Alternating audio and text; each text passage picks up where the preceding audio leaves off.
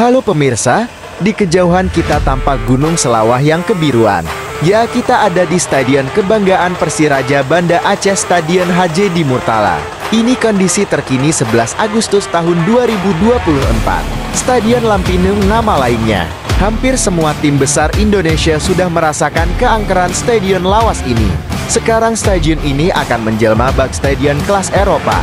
Rumput hijau yang tebal, papan skor digital, kursi sinyal SIM, hingga tribun dengan desain modern ala stadion di negara maju ya sobat.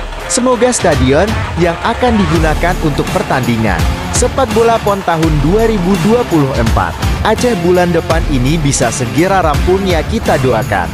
Dan Persiraja bisa menjamu tamunya di stadion yang tanpa lintasan lari ini. Penonton dapat dengan dekat melihat pemain idolanya tanpa perlu zoom jauh.